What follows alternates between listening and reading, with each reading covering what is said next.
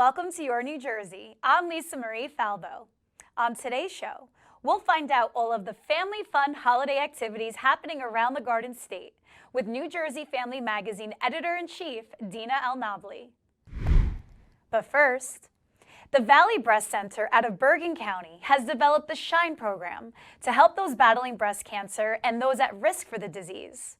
Joining me now to discuss is Dr. Laura Klein, Director of the Valley Breast Center, and Dr. Eleonora Teplinsky, Head of Breast Medical Oncology. Thank you so much for coming on, doctors. Thank you for having us today. This is really exciting. Well, we're very excited to have you on here talking about such worthy causes. Can you give us an overview of the program and the various resources that you provide? So we are a comprehensive breast program. That means that we treat everything, all kinds of breast diseases, from breast pain to breast cancer. We have every aspect of breast care available under basically one roof at the Lucco Pavilion in Paramus, New Jersey. We have clinicians, surgical oncologists, medical oncologists, radiation oncologists, dedicated and fellowship trained breast radiologists, pathologists, everybody who specializes in breast care under one roof. And we have also state-of-the-art technology that we use to work up our patients and to provide care for the earliest possible diagnosis and the very latest in treatments, including clinical trials. Obviously, you have a lot going on, and it sounds absolutely amazing, the services that you provide, but you also do a lot of outreach, which I guess is why you developed the SHINE program. Absolutely. So the SHINE program really came out of a need to not only treat our breast cancer survivors with medications, but to empower them to live their healthiest lifestyle. We know that diet, nutrition, exercise, all of those self-care practices are so important, not only in reducing your risk for breast cancer recurrence, but also reducing your incidence of other cancers and cardiovascular disease. And in fact, a statistic that most people aren't aware of is that more breast cancer survivors actually die of heart disease than they do of breast cancer. And a lot of the risk factors for heart disease are similar to that of breast cancer. So what we wanted to do was to create a program for our patients that really is all well, whole-rounded, complementary to the medications. And again, it allows them to live their healthiest lifestyle. So the SHINE program stands for Survivorship and Health Interventions in Nutrition and Exercise. And it has three pillars of nutrition, exercise, and community. And we have programs that we can go into that really get into all of those three aspects. And the community piece is so important because we know to make long-lasting lifestyle changes, you need accountability, you need a partner, you need a friend to do it with. So our goal is to build community programs that allow our survivors and thrivers to come together and work together to be as healthy as possible. I know the SHINE program emphasizes the 3 pillars of breast health. What are they? The 3 pillars of breast health, it's actually just three pillars that we want to incorporate into this program, which is exercise, nutrition, and community. And so as Dr. Teplinsky said, looking at each of these aspects based on evidence to decrease a person's risk, to get them moving, to decrease overall risk, to improve cardiovascular health, and to keep people together in a way that they can reinforce the small changes that they're making in their lifestyles to be the best that they can be. So these 3 things we believe are important for survivorship.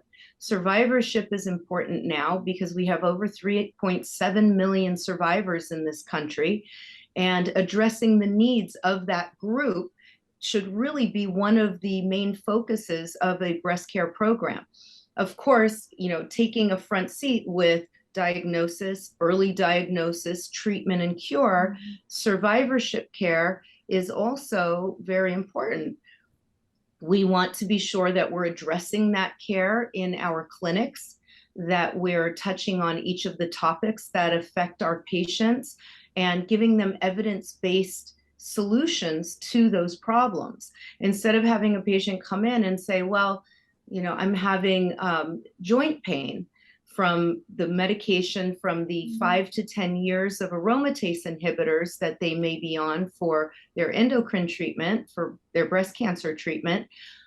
Instead of just saying, oh, I'm sorry that you feel that way, we want to have answers. We want to have a program that gets people moving, that is giving them the best possible diet to help them with risk reduction. Instead of, turning to the Dr. Google and saying, oh, well, I heard that this supplement or that supplement may be good for joint pain. We really want to talk about where we have evidence and make those kind of recommendations. Well, please elaborate on these pillars. So I can talk about nutrition, and then you want to touch on exercise. Okay, sure. But for nutrition, we have a registered dietitian on staff, and every single one of our patients, even those at high risk for breast cancer, are referred to meet with her.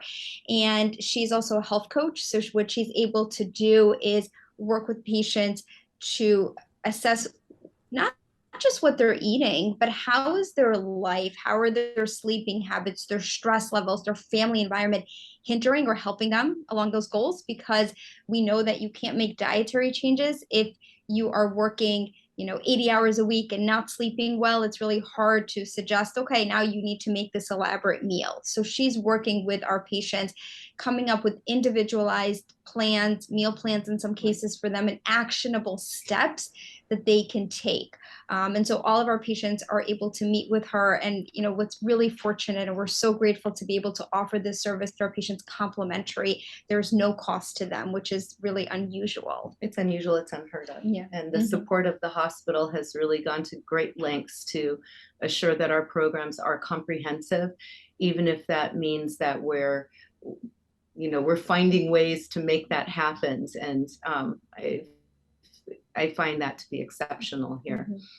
The other part of the program is the exercise piece. So we have a program that we call PrEP. It's called Physician Referred Exercise Program.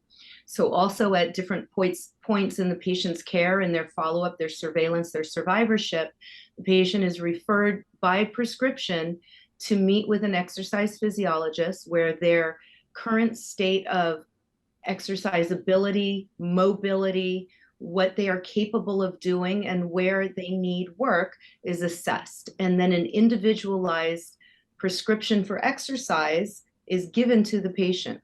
That also comes along with a month complimentary at the Valley Lifestyle Gym in Mahwah, New Jersey, where then the patients can, what I encourage my patients to do is to exercise there for that month. That way they have the benefit of the personal trainers who are walking around, making sure that they're implementing those exercises in a safe, manageable way. And then they can take what they've learned to their home, to their gym in their neighborhood.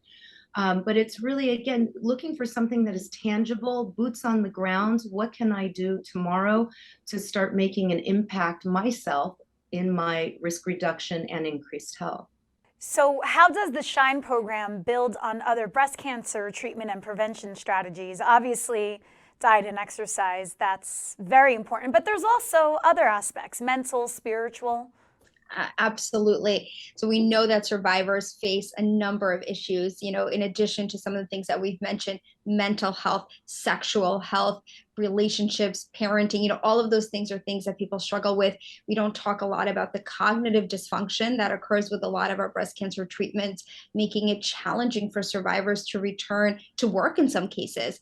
And so the SHINE program is just really one component of that, but all of our patients at certain points are entered into a survivorship program. And I want to stress that it doesn't mean that their team changes or team stays the same, but we are making sure that we are addressing those issues. We are asking, how is your mental health? Referring them to a therapist if needed. We are in the midst of starting a sexual health clinic for our patients that are impacted by vaginal dryness and decreased libido and things like that. So, the SHINE program is really kind of one part of a very comprehensive care program for our patients. And I know that the SHINE program also places emphasis on the support, which is so important always, but especially this time of year that can feel so lonely, especially when dealing with a new diagnosis. So talk about the support systems that you provide your patients. So, I will say that the holidays for a cancer survivor, a thriver, someone who's going through treatment can be so hard and can be alienating. We've seen that especially in the last few years with COVID, where we wanted our patients on active treatment, maybe not, to limit their gatherings. And so we recognize that the holidays can be really, really challenging. But we want to share that we do have some really wonderful programs that are mostly virtual, which is great because it allows people to consume that information when they feel comfortable. We've started a monthly survivorship program that is virtual. And if you go to valleyhealth.com/events, you can find it there. And every month we are addressing a topic related to survivors. So the one we started off with was skin, hair, and beauty. And all of these will be live for people to watch later. We've got joint pain and hot flashes coming up, heart health, sexual health, mental health. So really, really a wonderful program. On our Instagram at Valley Breast Center, we've got monthly cooking demonstrations, lots of ways for patients to connect. There we have support groups through our breast center. So many ways for patients to find each other and find a community. We just wrapped up a walking program that we do weekly outside, again, to build that community. So, and we keep going, and we welcome suggestions from the community about what they want to see and how they want to show up for themselves and for each other. Very quickly, before we wrap up here, I want to learn about your backgrounds and how you came to Valley, and how did you become so passionate about breast health? I was recruited by Valley to come to help create a breast program, a dedicated breast center of excellence. And my background is, my initial training and mentor is a man named Mel Silverstein, who is one of the thought leaders in our field. And so two things that I got from him that I wanted to incorporate in my career and kind of sought him out for those reasons. One of the things is that he created the first freestanding breast program in this country, and the concept of a breast center of excellence. Having all of the people that are necessary, the multidisciplinary group of physicians and assistants and clinicians, all together, nurses and navigators and all that goes into doing this, all together under one roof, everybody working to provide care with the patient at the center of that focus, a true patient-focused care.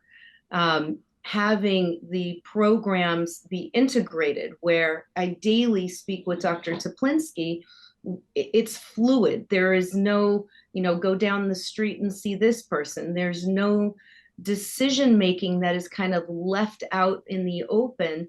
We meet weekly for our multidisciplinary breast conference, where there's about 35 of us in the room weekly, reviewing our patients in a de-identified way, looking at their case, coming up with ideas for their plan, looking at any of the nuance, clinical trial availability, and how else can we provide care, even if it is a psychosocial interaction for the patient. So bringing that aspect, where I really wanted to create and establish a foundation for bringing like-minded people together to participate in this kind of program, was one of my first principles. The second was the surgical excellence, combining plastic surgical techniques that are established with oncologic principles and creating a field called oncoplastics as a philosophy for how we operate and provide surgical care for our patients, has been part of my foundation and part of what I'm very proud to provide. Doctor, do you want to just give a quick backstory on your career? Sure. So I did most of my training in Boston and New York. I'm from New Jersey. I'm from Bergen County. And so kind of when the opportunity presented itself to come back to Bergen County and serve as the head of breast medical oncology here, it's a really unique opportunity. And Valley is such a special place because it is in the community. And most cancer patients are actually treated in community settings. And so I saw this opportunity to really continue to build and work with Dr. Klein and the team and create a place where not only are patients getting the best care, and I truly believe that, but a place where they feel at home. And we have heard this time and time again from our patients that, it's a place where everyone knows your name because we're small, but very, very powerful in that sense. And we really feel like we treat patients like they're our family members, and it's so unique, I think, in healthcare today to have a facility like that, that it was such a fit for me, and I love working where I live, being in the community, and so it's been just a really remarkable opportunity. And what we've done in the last 5 years since I've been here and working together is incredible, even given that it happened during a pandemic. And so we are thrilled to see what we can do in the next 5 years. Well, between you two ladies, I'm sure you're going to accomplish even better things for your patients. Where can people find out more about you and the Shine program? So valleyhealth.com, we've got all of our programs, everything is there. We also urge you to follow us on social media. We've got a great Instagram page where we do a lot of these lifestyle things that we talk about at Valley Breast Center. And those would probably be the two best places. And on the valleyhealth.com website is all of our contact information where you can call to schedule a mammogram, schedule an appointment, a second opinion, a consultation, all of that. Wonderful. Well, thank you so much, ladies. Happy holidays, and thank you for everything you're doing for the community. Thank you for having us today. Happy holidays to you too. Happy holidays. With the holiday season approaching, there's no shortage of family activities in New Jersey. Here now to walk us through some of them is Dina El Nabli of New Jersey Family Magazine. Dina, I am so happy to finally have you on the show. Thank you so much. We're thrilled to be here on your show. We love your show. Well, and I love your magazine. So let's get right to it. What is coming up in New Jersey over this holiday season? What isn't coming up is the question. Every year, I know since COVID, light shows became bigger and bigger and drive-throughs, and now there's just like a ton of light shows. And they're all over the state and around the state. We love the Magic of Lights in Homedale, PNC Bank Art Center. You can drive through. There's like a life-size Barbie and monster trucks all lit up. It's perfect for all ages. Also, there's the Turtleback Zoo, a favorite all year, but at Christmas, it's decked out in lights. So you can walk through the zoo and see the lights, get photo ops, see Santa, have s'mores. And so that's really fun too. Skyland Stadium is another one we love. It's got a Christmas village. You can go ice skating. So it's got all the trippings of holiday lights, but it also has like a beer garden and s'mores and a Ferris wheel and a carousel. So there's so much to do. You just spend the night there, like after you see the lights, there's lots to do to hang out. It's very cozy Christmas activity. Well, all of that sounds so much fun and kid appropriate, no matter if you have a little baby to a teenager. And if you have as far as young kids, maybe not babies, but a little bit older, one of my favorite things every year is the Polar Express Christmas ride.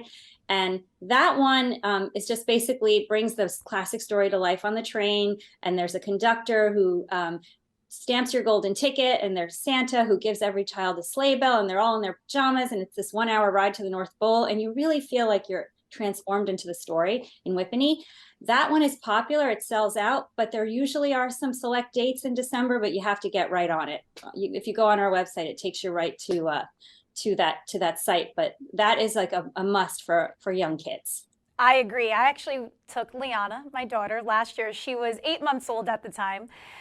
She loved it so much she fell asleep. I appreciated that, right? I guess like the movement of the train, but you get great hot chocolate, and it really is so cute to see the Santa and how it all comes to be. So I agree with you. That's a must-do during the holiday season. What else do you have? So I just also want to give a shout out to two of my favorite towns at Christmas. Cape May, I think we all think of Cape May as a summer destination. At Christmas, it's absolutely magical. It looks like a Dickens village. There's like the gas lights and the fragrant garlands, and then there's just like the Santa trolley. You feel like you've gone back in time to this like very quaint historic Christmas village. So I think, there's so much to do in Cape May. At Christmas, there's nothing beats the decor there and just the whole vibe. And also historic Smithville. If you've never been to historic Smithville, the one time a year that you must go is Christmas. There's this like magical light display of holiday trees on the lake. It literally looks like the trees are dancing because of the light on the lake. And it's not something you can really imagine until you see it. And they're both in South Jersey. So if you don't live there, it's a trip, but it's more than worth it. They're our two favorite towns at Christmas. Cape May is magical 365 days a year. So I can only imagine at Christmas time for sure. So this is your biggest issue, your holiday issue. So talk us through the process of putting that together. So we're curating events as early as and holiday gifts and to things to do as early as August, September. We're like compiling. We have all our favorite gift ideas. We have winter theater. So another beautiful thing about New Jersey, we have amazing local theater, and every theater has holiday shows, from the Nutcracker, you name it. So we curate the holiday shows, and we're basically our calendar online. If you don't get the magazine, well, if you get the magazine for free, you can go to njfamily.com/subscribe, and you can get a subscription, and you can see all of this stuff curated to tell you exactly what there is to do. But we also have a calendar that we're adding to every week. So basically we just go through and we pick the most exciting things, whether it's a downtown tree lighting. We know some of them are really magical, like the one in Princeton or Morristown or Ridgewood. It becomes like a whole activity. So we're curating that, breakfast with Santa, and photo opportunities, you name it. So it's a lot of curating the very best of the best of what to do. But if you're looking for things that are even more local, you can go on our website, go to the calendar on our homepage, njfamily.com, and put in your county, and you'll see there's so many holiday events beyond Christmas, for Hanukkah, for Kwanzaa. There's so much to do. So that's really our job. We're here to just show you what to do with the kids or without the kids. How about New Year's? I feel like that is a difficult holiday to plan family activities around. Yeah, we have a page in our magazine about New Year's Eve. There's a lot of first night celebrations, which are nice because when you have kids, sometimes you don't want to be out late, you're tired, or you just want to do something cozy. So it allows you the chance to go out and then be home and toast the new year if you want to. First night in Morris is a one that we love. So talk to us about New Jersey Family Magazine. I know it's the largest family publication in the state.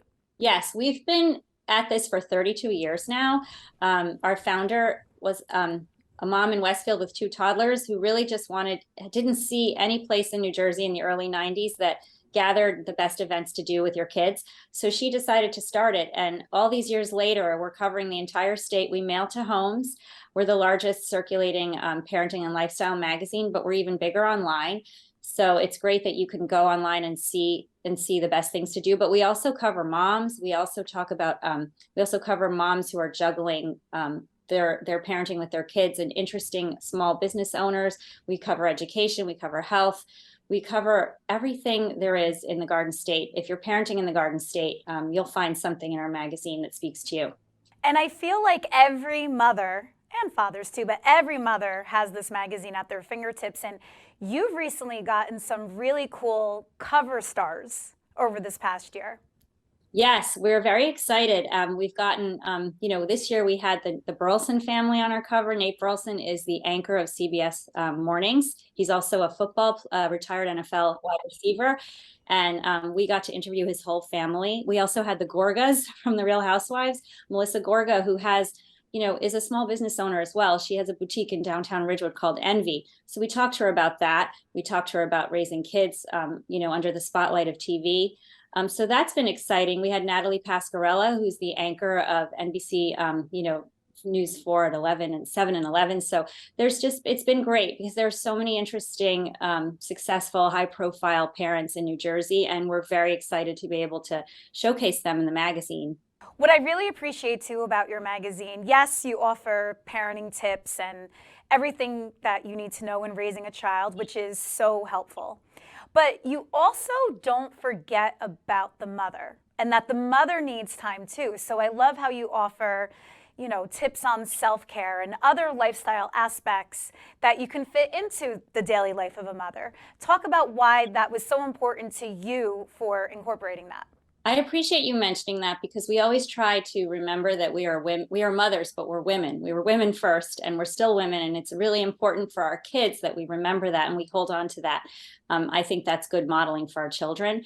And even in our holiday issue, this is a time where we probably let ourselves go the most because we're just always running around and doing for others. So we have a story in that issue just about mindfulness and meditation. It seems loaded. People are busy. How do you focus? How do you be mindful? Well, in this piece, we really just break down that anyone can do it. You just need 10 minutes. You can do it at your anchor desk for 10 minutes and just like reset yourself in between filming. It's just so important to take that time for yourself. So whether it's something like that, or we cover it all, like our favorite spas, like Sojo, and or just like ways to like connect with your girlfriends. We have ideas for girls' night out that are beyond the typical, like, go have a drink. So we do try to cover it all, whether it's like ways to pamper yourself. Also, health is a big one for us. Women's health is a big issue, and wellness. And that's something that we cover consistently all year as well.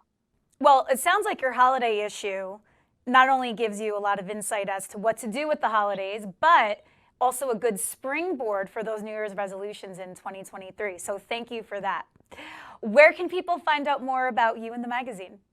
Go to our website at njfamily.com, and if you /subscribe, you can subscribe and get the magazine delivered at home for free. And on social media, we're at New Jersey Family on Instagram, Facebook, New Jersey Family Mag on Twitter as well.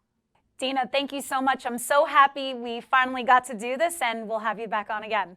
It was so much fun. Thank you so much for having me. Thank you for joining me on another episode of Your New Jersey. I'm Lisa Marie Falbo. We'll see you back here next week.